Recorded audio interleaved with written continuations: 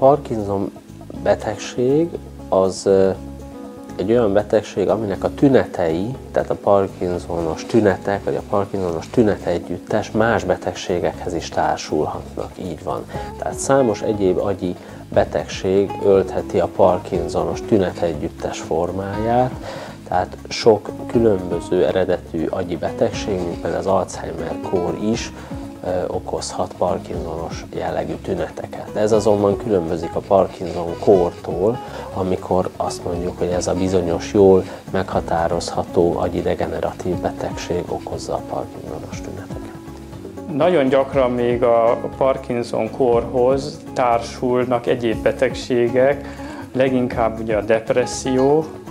Ennek organikus okai is vannak, tehát ez nem csak egy reaktív depresszió, hogy ő nehezen viseli el az állapot változását, hanem minthogy károsodik a dopaminerg pálya, ezáltal ez kihat, és így is kialakul egy organikus depresszió.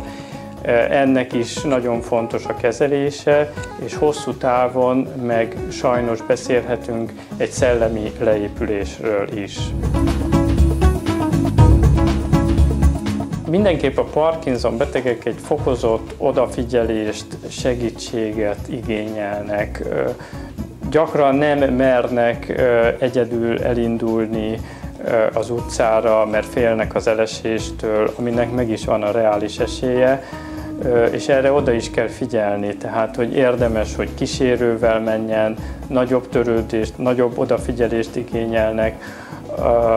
Fontos még beszélnem a terápia során, amikor már régebb óta kapja a dopamin szubstitúciót, tehát amikor pótoljuk a dopamint, előfordulnak úgynevezett on-off jelenségek, tehát ez a kikapcsol, bekapcsol, tehát ezek a betegek sajnos hirtelen egyik pillanatról a másikra teljes mértékben le tudnak fagyni, tehát hirtelen megáll akár a zebra közepén, és ez nem egy akaratlagos és tudatos tevékenység, ilyenkor nagyon nehéz kimozdítani ebből az állapotából. Ez a terápia során, a hosszabb távú gyógyszeres kezelés után ezek jelentkeznek. Egy másik hasonló típusú eltérés, amikor a gyógyszer adagja, a bevett gyógyszer adagja ugye lebomlik, leesik a vérszint, és emiatt egy kiürülési szakban csökken a mozgás és romlik a járás. Ez is egy hasonló eltérés. Az otthonában is nagyon fontos, hogy olyan biztonsági intézkedéseket megtegyünk, hogy ne legyen küszöb a lakásban, hogy a szőnyegeket felszedjük, mert ezekben sokkal könnyebb elesni. Ugye beszéltem róla, hogy apró léptű, csoszogó járásról van szó, tehát hogy sokkal könnyebben elesnek.